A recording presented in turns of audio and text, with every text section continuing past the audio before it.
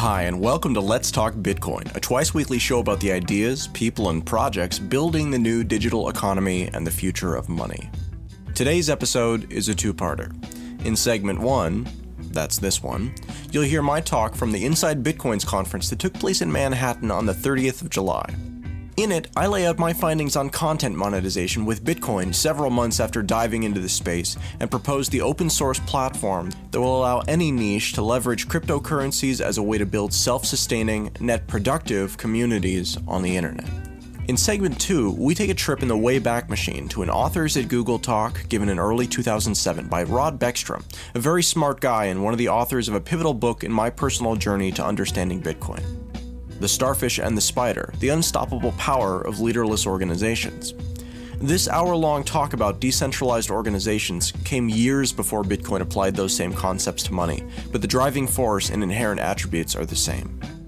I've decided to present today's show advertisement-free, so send a tip if you want to support our model. Enjoy the show.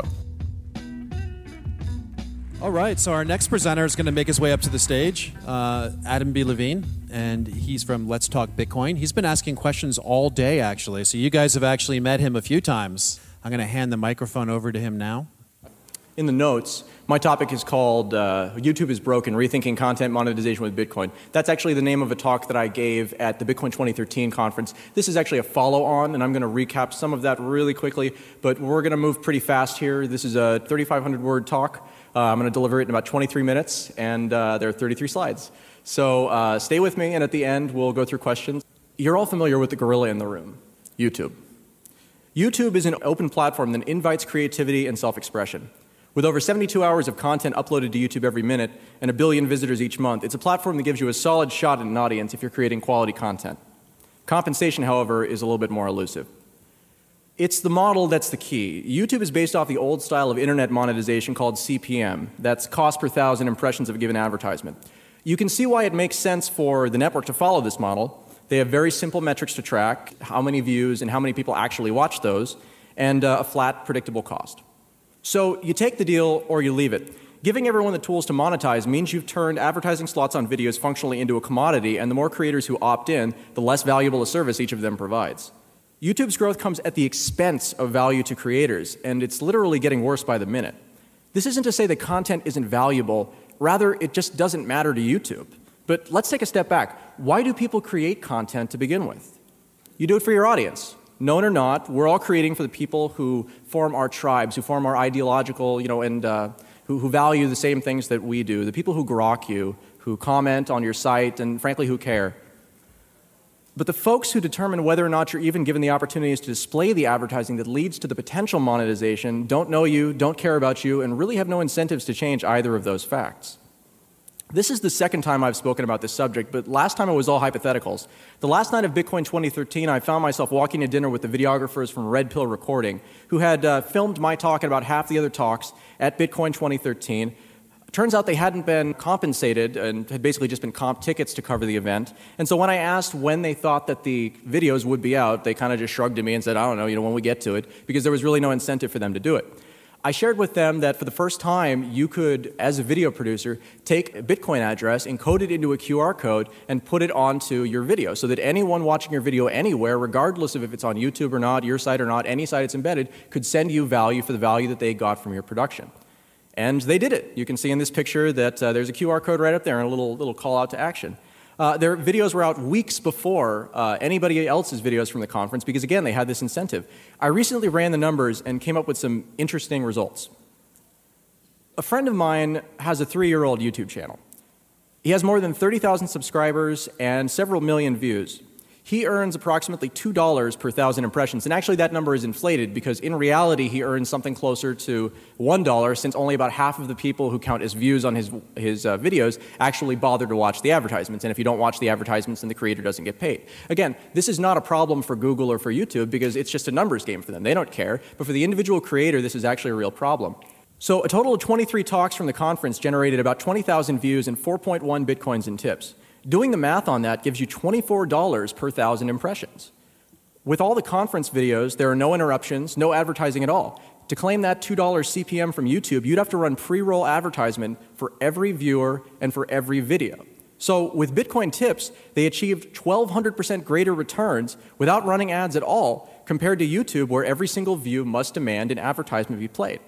One of my goals with Let's Talk Bitcoin is to pioneer these new models I'm so excited about. Cryptocurrencies, however, are so new that many of the basic tools required to sort of quantify the values that we're receiving haven't existed.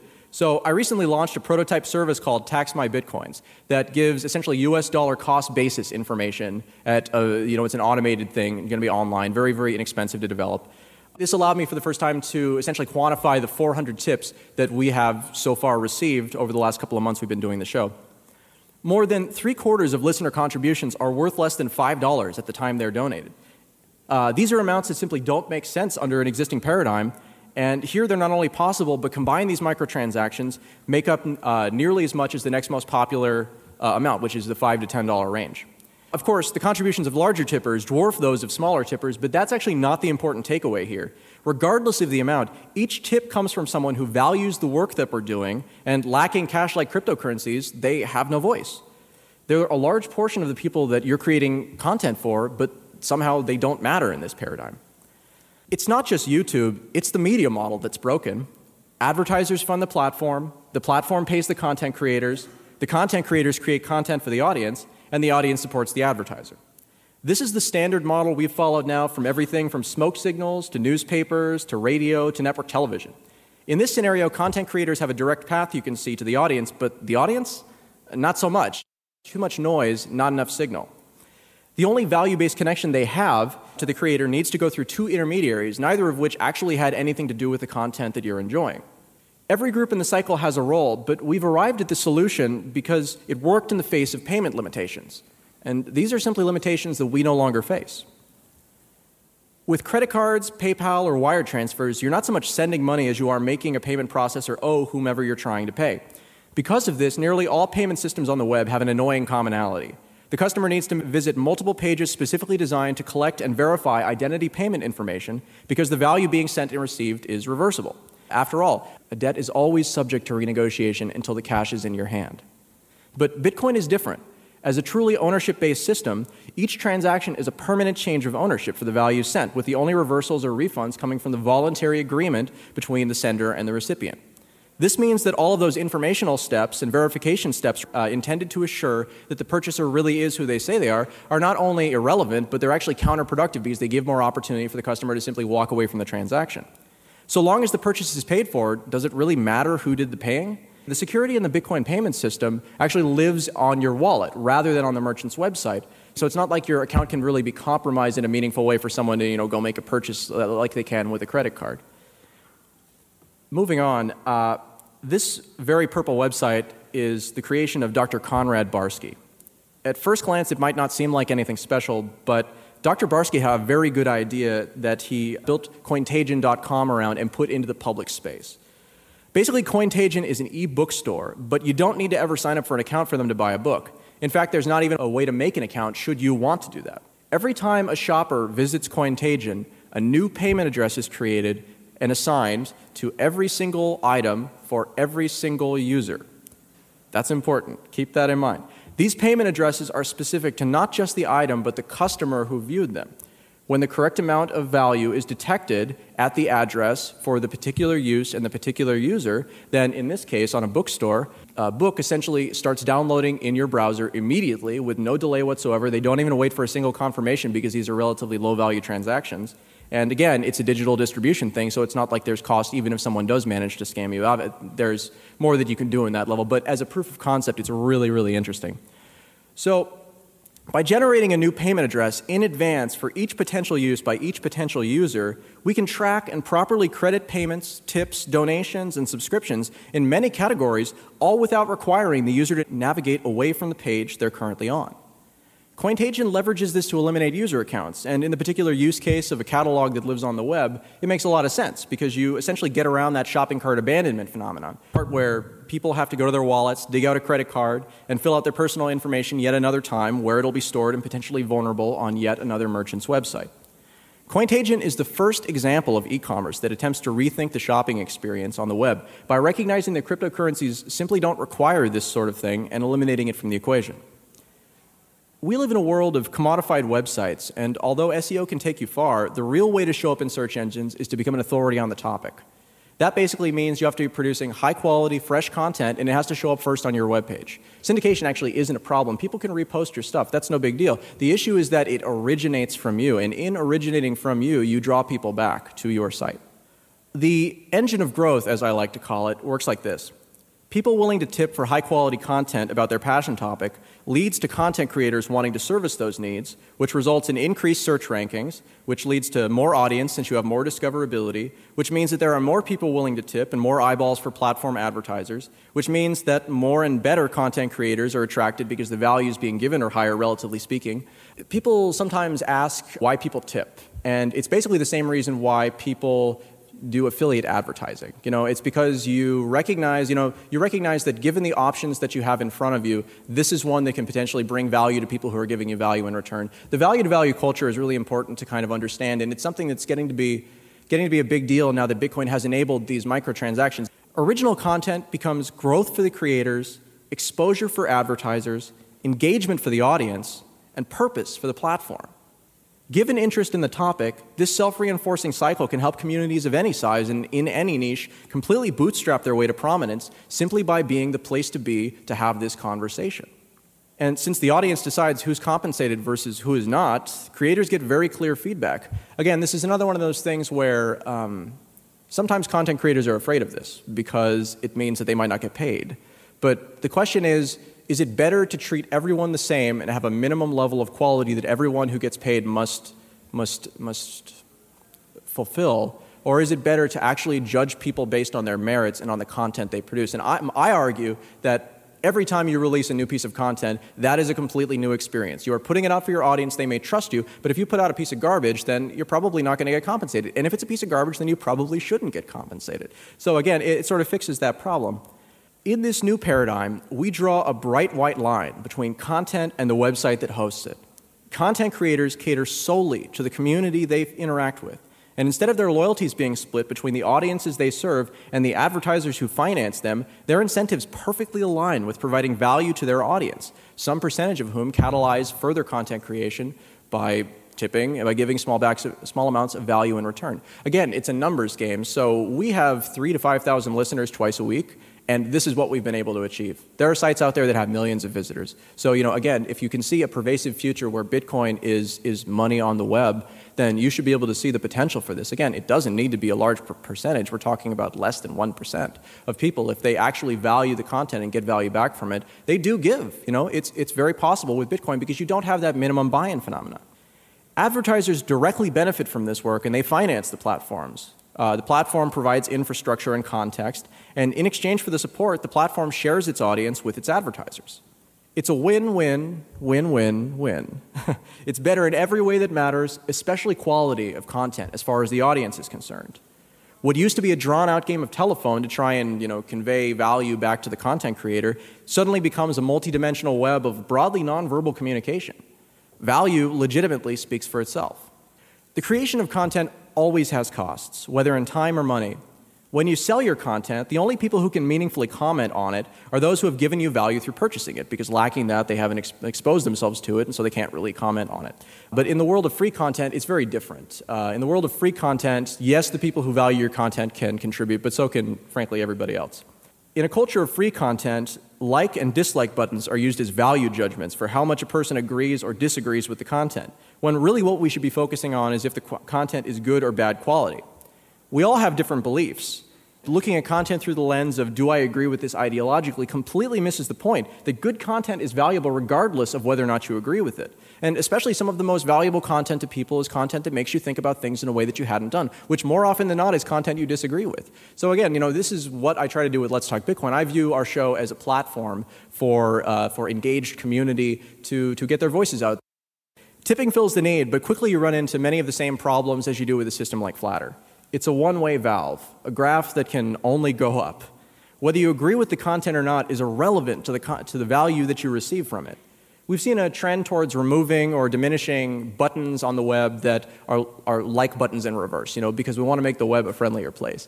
But what that does is it kind of throws the baby out with the bathwater, because this descent should be a valuable part of the conversation. It's the other part of the conversation.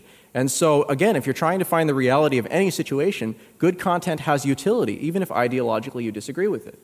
Our feedback system should embrace and give voice to those who genuinely care and give critique. Untips provide the missing link, and that's a name that's probably going to change because people get confused when I say untips. They think that it's like taking money away from the content creator, but that's actually not what it is. It's more like it's like a dissenting vote where you put in any amount of value you want, but it says, I value this, but I disagree with it. And so it doesn't go to the content creator, it kind of goes somewhere else. So in some cases, again, this is built to be done on a community-by-community basis, but in some cases, you'll have people giving the untips to charities that are relevant to the community. In other examples, you'll have it going to a pool that goes to general compensation for other writers on the site who are not the one that you necessarily disagree with. In ideologically diverse communities, pools will naturally form, where untips are routed to the creators of oppositional content simply because they represent the other side of the argument. Tipping and untipping constitute a meaningful contribution to the conversation itself. The gift economy works both ways, while the conventional paradigm doesn't allow for validated opinion at all. This also works well for the community operator. Instead of being the financier, they crowdfund that to members of their audience who most care about the subject and can focus entirely on deciding which creators to feature and essentially become curators instead of editors.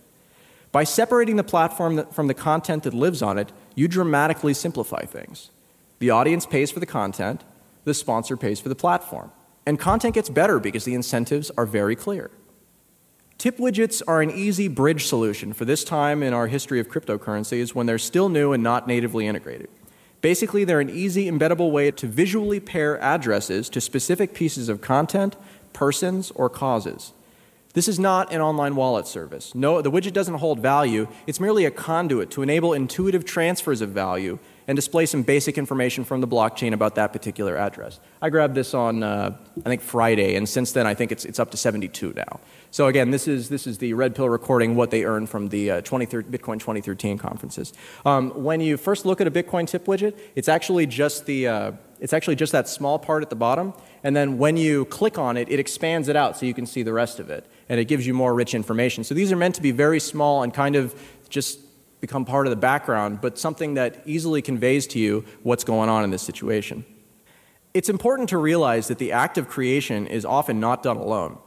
Collaborations are very common, and while it's easy to expect one collaborator to run a tip account, splitting it up and sending appropriate amounts to collaborators at appropriate times, some problems quickly emerge with this model. Mostly, we're back to a debt-based system.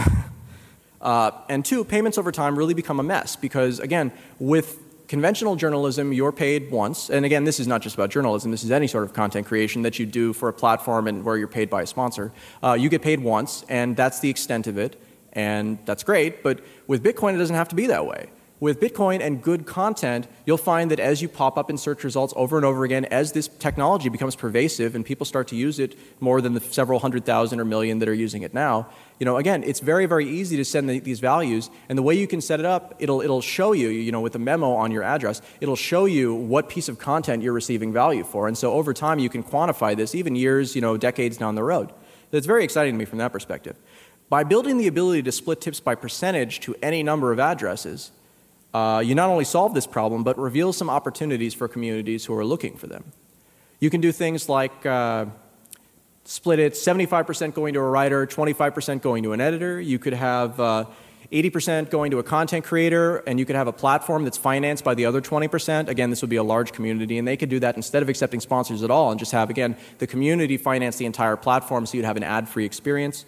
You can have 50% going to the writer, 50% going to a charity that's relevant to the cause. So, there's all sorts of things that you can do, and those are just the simple ones. Once you get into the kind of granular level of tip splitting, then you find yourself where you can split to any number of people, and it kind of just makes sense. This is a little bit hard right now, given existing technology, and the tools are still being built. But once we have hierarchical deterministic wallets, it's going to get a lot easier, and that should be coming within the next 6 months. Although it may start life on your content, good content gets around. Aggregation or curation sites don't produce anything new themselves, instead plugging into RSS feed fire hoses or picking favorite bits from featured sources. So if the content is valuable, naturally the creator would like to embed their tip jar too. But what's in it for the aggregator? Tip splitting provides the answer to this problem, too, allowing the content creator to select the share they're willing to give to the site syndicating their content and delivering an already created widget where most of the information is served from a remote server. Only one field is modifiable by the syndicator, and that would be essentially the affiliate payment address. You pop in your Bitcoin address, and it's essentially a decentralized affiliate system where anybody can get, and you can have it so that they can get 10% or 5% or 40%. So, there's a lot of customization in there for the creators of this content in order to determine how much value they want to get versus how much exposure they want to get. And it really incentivizes the sharing of that type of content. And again, the important thing to remember here is this only works if the content is good quality. Lacking good quality content, this doesn't help you at all because nobody is forced to tip you, and nobody tips for bad service. Oh, we do tip for bad service at restaurants, but you don't tip content creators for bad service. There's a lot more to this topic, and I have a limited amount of time here, so we're only going to talk about these things. I want to talk about display advertising next. I'm pretty excited about this one. I think it's pretty cool. I've been creating content on the web for a long time, and although there are a few other options, the gold standard for monetization, like I said, is CPM, cost per 1,000 impressions, display advertising. This commodified system works okay if you're big, and it works terribly if you're small. If they're not blocking it already, people are mostly immune to conventional display advertising, and why wouldn't they be? You're on a website to consume content, and conventional display advertisements want you to stop what you're doing, navigate to another site, where then they're going to try and sell you something. So you can think of legacy display advertisements like a billboard. It might look pretty and even convince you to buy the product or service, but ultimately the only utility it has is giving you directions to the store. If you walk up to the billboard and try to hand it some cash, it can't really help you there. Applying one address per use per user to this problem changes everything. This makes it possible for advertisers to embed an actionable payment mechanism, such as a QR code, so that consumers can instantly purchase a product or service being advertised to them without leaving the site. What was a 2D billboard becomes a 3D branded vending machine, able to direct to the store with a click-through, but also ready to close the sale. This opens up a whole new world of impulse buying on the web, and consequently has the potential to make those same old billboards much more valuable to the advertisers, and therefore more valuable to the platform. Circling back to Cointagion for a moment, you'll remember they have no accounts, instead opting to track purchasers by pieces of identifying in-browser information, such as IP addresses. In a community, this is largely unnecessary, as members require accounts or at least identity to maintain and develop that identity through comments, Q&A, forum interactions, trades, things like that. With this sort of thing, tracking should always be explicitly disclosed and optional, but since it's only attribution of your contributions rather than storing your actual financial identity, it's actually much less invasive than any modern e-commerce system, exposes less, and is significantly easier to use. While legacy payment systems require your true identity in order to ensure that you've got the right to spend that money, cryptocurrencies make no such demand. So long as the bill is paid, it doesn't matter where the value came from, only that it's connected to a known identity and can be credited for the payment. This also allows for automated delivery of digital, but also physical goods. Once paid for, digital content can not only be accessed from your account, but just like Cointagion, it can download within seconds of making the payment. This sort of account integration also lets users who are willing to keep a shipping address on file be able to make a purchase as though it were a digital object. And with no interaction on the part of the purchaser, the item is shipped to the default address. If you don't have an address stored, then it's easy for either an email to be dispatched requesting the information or for just a window to pop up because, again, we have the ability to tie these to users, and since we can tie IP addresses to users or logins to users, it's very, very simple. It's actually even easier than Amazon. Because cryptocurrencies rely on the blockchain, it's also easy to design window shop spaces, which is what I call this innovation in advertising. I'm calling it window shop, that are not only informative, but also highly responsive. If we're selling a physical product like safe paper wallets and a production run is 200 shipped packs, each purchase can cause that number to tick down, accurate to the time you loaded the page. Now, in addition to click-throughs, you have the added dimension of click-throughs versus on-site purchases. The primary difference between crowdfunding campaigns and charity drives is the goal. Charity wants whatever it can get, while projects have specific needs, thresholds that must be met, and basically in order to continue. Sites like Indiegogo are great, but with the increasing popularity of crowdfunding, it's becoming harder and harder for your project to actually be found. With thousands of projects seeking funding at any given time, these sites provide an audience to you so long as you can stand out from their crowd for crowdfunding. Rich cryptocurrency advertising turns every single community platform into a mini Kickstarter. Pick the community or niche that should be your primary audience and conduct the campaign right in an advertising slot. At first glance, it shows you the very basics of the project, a QR code to send support to, and when you mouse over the ad, it expands to show you more information, the different reward tiers, how much support has been received, etc. Like Kickstarter, because identity is associated with website accounts, it's easy to have a refund address on file, so in the event the campaign doesn't reach its goal, funders are not put into an awkward position. Charities can also leverage this infrastructure. They just don't need to put much in the way of the reward because giving money to the cause, frankly, is the reward. And actually, they're not so different than crowdfunding campaigns. And so my thought is that once we roll this out, we'll see application-specific charities and project-specific charities show up that really try to leverage this, where they've got a certain amount that they need to raise, and they can. Once you start thinking along these lines, the possibilities of what you can do are really endless, and it actually gets even better. As a stopgap, local accounts work, like I've been saying, but in the long term, we're going to need other solutions. The first of these is multi-party escrow on the blockchain itself. This is very exciting work that's being done, and I think the timeline on it is within the next year or next 6 months. I'm not exactly sure on that. Basically, this advancement allows, among other things, the ability to have very easy and very secure auctions in these advertising slots on people's websites where interested parties spend at a given auction with the knowledge that should they not be the winner, their transaction will be returned with no action required on their part and no possibility of any dispute, because if you're not the winner, then everybody gets refunded. Because the money is not held by the merchant or platform, but by the blockchain, any risk for facilitating this type of transaction is gone. This is actually really important. In the US, there's a big question right now about whether a company that holds bitcoins in escrow is a money transmitter. But if the transactions are between the blockchain and the bidders, and the platform never even touches them, then they can't be a money transmitter. So we've solved that problem. This is also, I know it's good for a lot of people, but it's also good for the seller. Because with sellers, there's a problem where if you go to some place like eBay, then yes, you might have gotten a really high bid, but if a person changes their mind, they can just not pay it. You can fight them for it, but it's a problem. So by prepaying everything, you create trustless, riskless auctions that can be on any e-commerce site or any community site in an advertising space with no risk to any party involved. It's a big deal. The cash-like nature of cryptocurrencies make them astonishingly flexible. I can't even imagine the other opportunities. This is a project I've been working on for about a month, and I've been in this space for about 4 months. You spin this out a year, I have no idea where we're going to be, but the one thing that's clear to me is we're not going to be where we are today. And this isn't hypothetical. All these trends are in place, and the dots are connecting. This is exciting to me, but it should be just as exciting to you because it means our future is one that's filled with better and more useful content and a path forward for the disenfranchised 99% of those who create it for not very much money or no money at all. It's said that information wants to be free, and these trends show us that under the surface, it might want to be free, but it sure wants to be high quality. I think in our win-win-win-win-win scenario, that's really the biggest winner here is the audience through the quality of content. Content gets better because incentives, again, are very, very clear. These capabilities and ideas together form the basis of my latest project. I'm calling it Project Watershed, although that name is probably subject to change. Bitcoin is to transactions what Watershed is to content monetization. Each shatters previously insurmountable barriers to enable commerce as never before. Watershed is the inevitable evolution of these ideas. A free, distributed, open-source, neutral community platform to foster this transition, and just as importantly, to make it easy.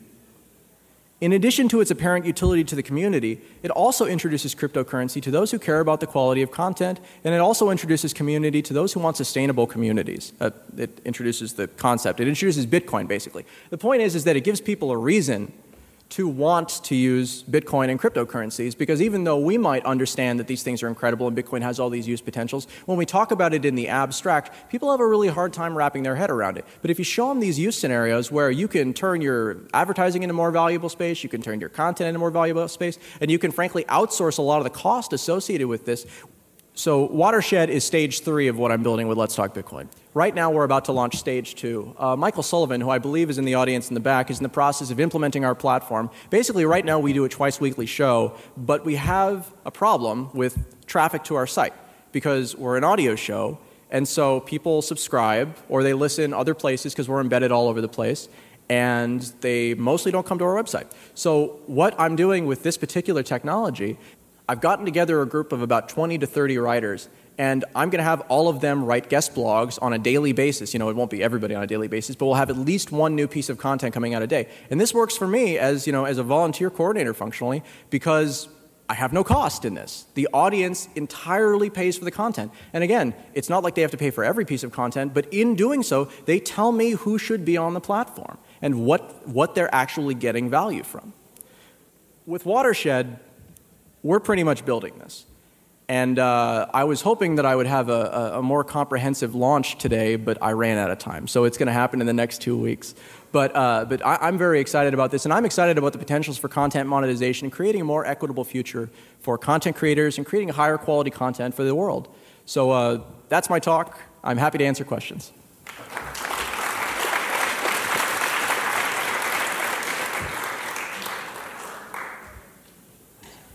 George Burke, I'm from FreshPay.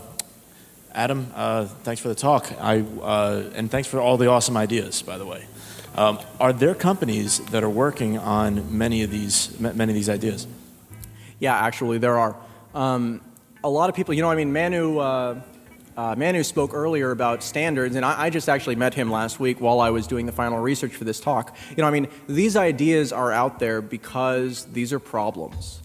And so, yes, there are other people who are working on these solutions. And again, this is why I've opted to go the open source and free and trying to be as inclusive as possible, because it's not really important to me to monetize this particular idea. I'm a content creator, so this is something that is legitimately useful to me, in much the same way that the Tax My Bitcoins thing is something that I've come to and created, not because I really, you know, I'm an expert in taxes or I'm an expert in US cost basis. I'm bad at math, frankly, but I need it. You know, it's a problem. When you're trying to set up a corporate structure, you need to have reasonable cost basis. And since we receive so many small donations, it's a real pain to try and get cost basis for all those. They come in all times of day, all the time, and we have no idea. So it was really interesting to me to do that. So anyways, to get back to your question, yes, there are other people who have ideas in this vein. I think that we're probably the furthest along in terms of being about to build it. The costs to do it are really minimal. It's going to cost about $15,000 to build the initial platform that does everything like this. So it's just not hard. And once it's built, my assumption isn't that this is going to be the be-all, end-all of everything. I think that this is going to spawn competition that'll do a better job than I can. And that's what I want to see. I want to see a competitive market for all of these technologies. Because by building these things and giving people access to them, we're gonna not only empower people, but we're gonna invite a huge number of people into the cryptocurrency ecosystem. And that, to my mind, is the important part, is giving people a reason to care. Because lacking that understanding, they don't.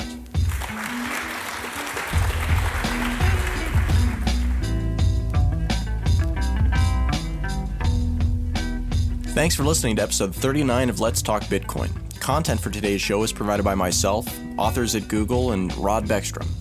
Music was provided by Jared Rubens.